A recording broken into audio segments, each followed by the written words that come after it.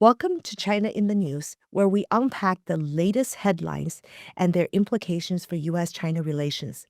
Hi, I'm Christine.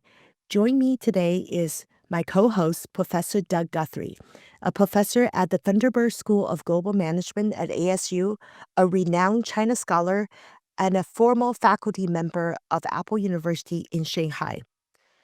Today, we'll discuss two critical, somewhat related issues: a proposed legislation to ban Chinese nationals from studying in the United States.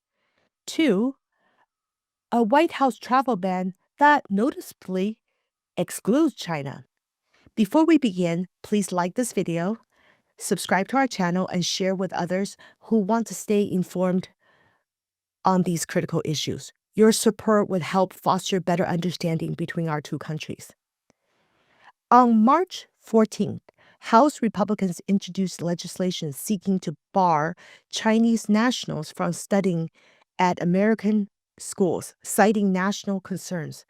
The proposed bill would restrict visa for Chinese students and exchange scholars. Some critics have argued that targeting individuals solely based on their national origin is discriminatory and undermines U.S. values. I don't believe the bill will pass. However, it's delivering a very clear message. Chinese scholars are simply not welcome in the United States. This draws troubling parallels to the Chinese Exclusion Act of 1882. So, is this really about national security, or is it just modern manifestation of racial bias? Doug, what do you think? Well, Christine, thanks for talking with me about this. And this is such an important issue, and I'm always so thankful to talk to you about important issues. But this one is so deeply troubling to me right now. Um, you know, I've been spending the last 30 years of my life traveling in and out of China, and I've spent a lot of time over the years kind of just feeling the pulse of what's happening there. Particularly in the last 8 years, since the first Trump administration in 2016. I've been sort of feeling the pulse of what's actually happening. And just the last couple of weeks, I was in China for the first 2 weeks of March. And Christine, it's never felt this bad to me. Like, I'm really worried. I'm very, very worried. The world's two largest economies are very, very deeply intertwined. And, we for years have been the two largest trading partners. Now that's shifted a little bit because of the shift of Chinese goods to Mexico, and goods flowing through Mexico. So now Mexico is the U.S. largest trading partner, but we're still deeply, deeply intertwined with China. And you and I have talked about this before with respect to specific companies like Apple and Tesla and Walmart, and these major U.S. players are just deeply intertwined. And I often use the word married to China. And so, we need to be careful and we need to be thoughtful about this.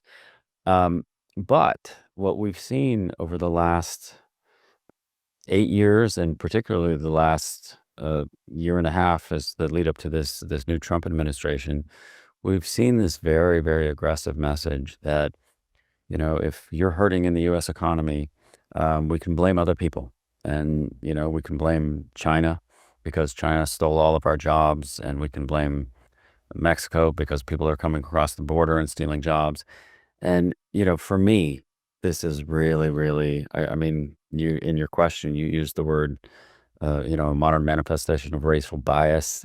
Yeah, like, I think this is race baiting. Like, this is really kind of not focusing on what the clear issues are in the U.S. economy, which, as you and I have discussed previously, this is neoclassical economic theory. We ushered this into the world in 1980 under Milton Friedman and Ronald Reagan.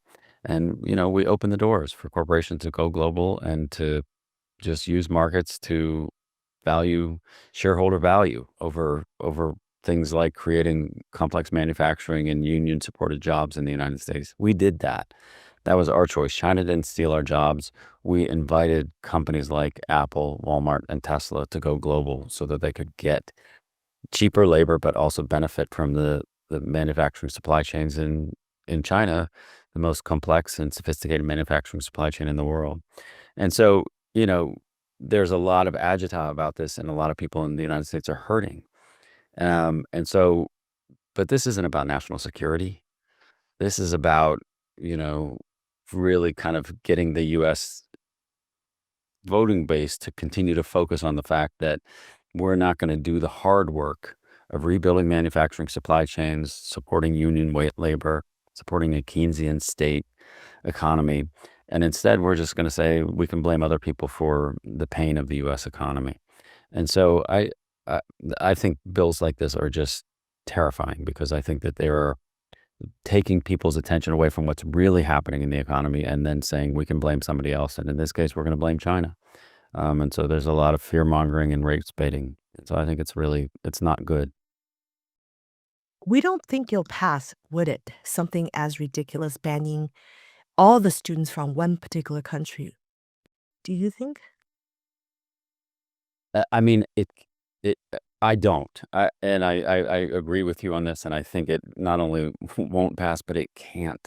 I mean, one of the things, I mean, there again can be a lot of fear mongering and race baiting here, and we can blame China for all of the issues that are going on in the woes of the working and middle class in the U.S. economy. But it would be a terrible mistake, Christine, for, I mean, there are a lot of smart Chinese students who graduate from stellar universities like Tsinghua University and Beijing University, and they want to come to America to learn innovative thinking and get their graduate degrees here, and then maybe work in Silicon Valley. And the idea that we would just cut them off from the U.S. economy, I just think it's ridiculous. Like, this is not what a global integrated economic system looks like. And so the idea that the world's largest economy, the United States, uh, would cut off the world's second largest economy, that is one of the world's most populous economies and producing a number of very, very talented students, I just think is crazy. And it's a very, very bad idea politically. And I think that this is just a lot of, saber rattling and fear mongering, but I don't think it can pass. It just can't. I hope not. Over the past decade, we've actually started seeing declining in number of Chinese students attending U.S. universities. In fact, in 2023, it was the first year that Indian nationals surpassed Chinese students as the largest group of international students in the U.S. Many Chinese students are opting for alternatives like the UK or Singapore, citing a growing sense of hostility in the U.S. This decline is already affecting U.S. research productivity, especially in STEM fields. Chinese students have historically played pivotal roles in advancing research and supporting undergraduate educations as TAs. Doug, how do you see this decline affecting the broader STEM ecosystem and U.S. academia? Well, I mean, Christine, again, it's a great question, and thank you for framing it this way. And I think it's devastating and dangerous. Again, the uh, fields like STEM are built on smart people who want to come work hard and want to study hard in systems in major places in science, technology, and engineering.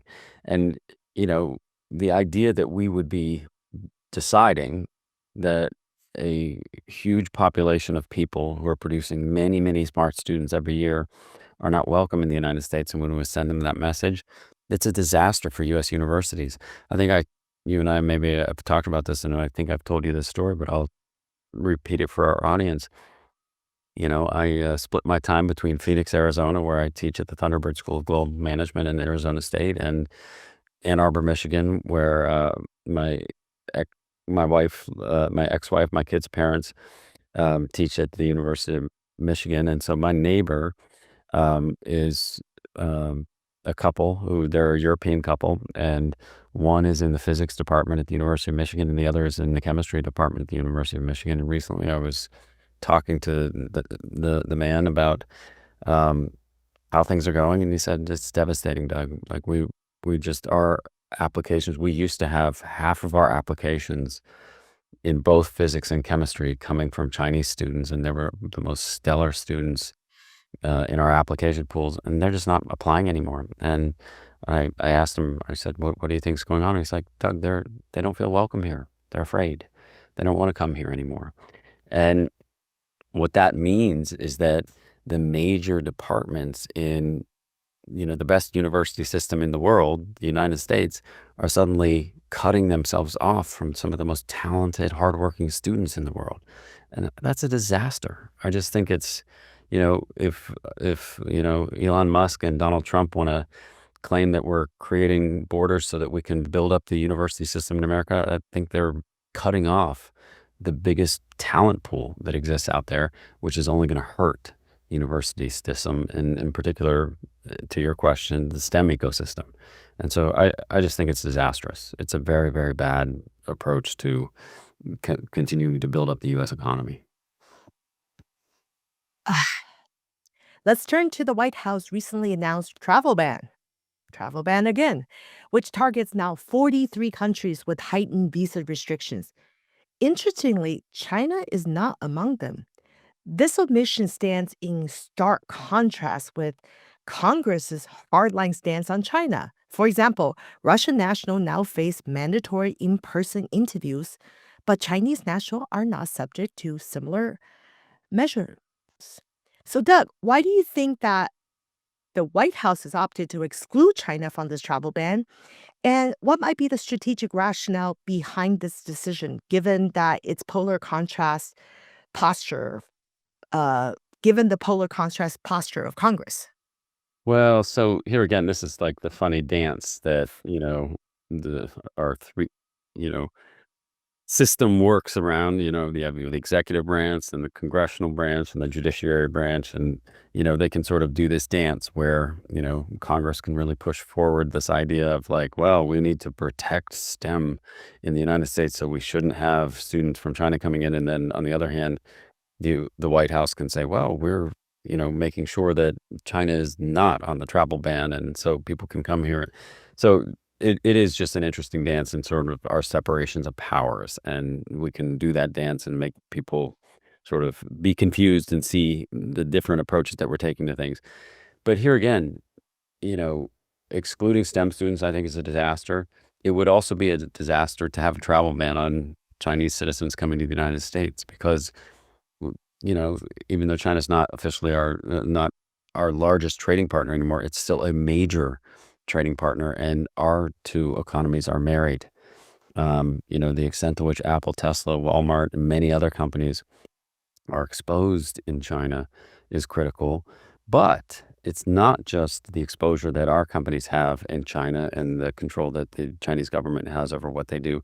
It's also the fact that if we want to follow President Trump's idea of rebuilding manufacturing supply chains and rebuilding jobs in China, we need Chinese companies to help us build those manufacturing supply chains because China is now the heart of the most sophisticated and innovative manufacturing supply chains in the world.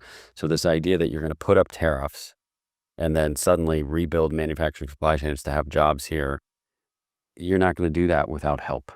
And so the idea that we would cut China off from Chinese business people and other citizens off from traveling to the United States is ridiculous. And so I think you're seeing a little sanity play out in the navigation of the business road here.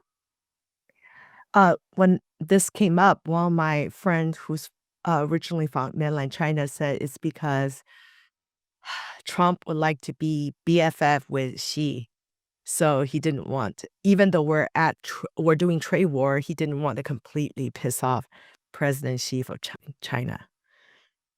I think that's probably true. I mean, I think you're right that, and as just confusing and crazy as I think President Trump is sometimes, this guy's a business person who operates very much in his own interests and in business interests. And so I think he knows very clearly, like, the guy who paid $250 million to get him elected, he's deeply exposed in China. And so the idea that we would have travel bans going back and forth that, again, could escalate if we were to do such a thing to Chinese citizens and business people coming back and forth to the United States, they could do a similar thing. And it would be very, very hard to continue to have our business relationships there. And so it may be the case to your friend's idea that President Trump just wants to continue to develop his relationship with Xi Jinping, and that's what's going to happen. We have talked about the 3 dictators, Xi, Trump, and Putin, and we talked about in a future episode, we're gonna compare, contrast the 3, dictators, so when we first launched China in News, our goal was to foster deeper understanding of China's progress, global role, and its nuanced relationship with the US. So, as you've often pointed out, Doug, we're at the lowest point of US China relations in the past 3 decades. Given this fraught environment, what can everyday Americans like me do to help ease this tension? Um, how can individual contribute to fostering a more constructive dialogue between our two countries? Well, thank you, Christine, for that question. And yeah, I mean, I've said this many times that I think we're at the lowest point that we've been in the last 30 years. And the reason I always say 30 years is because in 1994 was the year of the Clinton engagement agreement. And that sort of set the road for ushering China into the WTO. And, our countries became much more deeply intertwined over the course of that period. And yes, there have been tensions. There have been difficult times, since uh, Chairman Xi's taking of power in 2013 and the tensions with companies like Apple and others. And then there was the election of President Trump in 2016 and tariffs. And so things have gotten tense, but I've just never seen them this bad. I mean, when I was in China in the first half of March, I was just really stunned, Christine, of just how negative people felt. Like, and it just felt like it felt like a breaking point to me. Like, this could get to an irreparable place. I hope it doesn't. And so to your question, what can we do? Well, what we got to do is we got to continue to do. When I was in China the first half of March, I gave a couple of different talks, and one of them was on just the issue of people to people exchange. And, I was sort of giving my analysis and sort of the history of U.S. China relations, and even talking about the Thunderbird history and, the Flying Tigers, and, these volunteer U.S. Air Force that kind of helped save China from Japan. But just knowing that history and talking about it, it was just fun and it was exciting because like it was an engaging moment. And I reached out to some old friends. I long ago developed a relationship with Justin Lin, who I think is an incredibly important economist in China. And, he was the chief economist at the World Bank when I was dean at the George Washington University School of Business. And then he sort of helped me think through things when I was there working for Apple. And then he and I lost touch, but I decided like, I gotta reach out to people. I gotta reach out to my friendships there. And we have to continue to think about these issues deeply. We have to continue to, you and I are a team here and trying to just give information and help people think critically about what's happening. And so I just think to the extent that we can all stay calm and not just blame China for the economic woes that people are feeling in the United States right now, but really think about we are an integrated global political economy, and we have to just continue to be that. And so any ways that we can, over dinner tables or over podcasts or over YouTube channels or just in conversations with friends and colleagues, we can really try to have an open mind about how important an integrated global political economy is. That's the best we can do. So I thank you for helping me do that. Thank you so much, Doug, and always enjoy chatting with you and learning from you. So, to our audience, thank you so much for tuning in to this important discussion. Please share your thoughts in the comments. Let us know what other topics you'd like us to cover next. Don't forget to like, subscribe, and share this video to help us spread awareness and understanding. Thank you, and see you next time on China in the News. Thank you for hosting this, Christine, and thank you for your great questions and conversation. I look forward to talking again.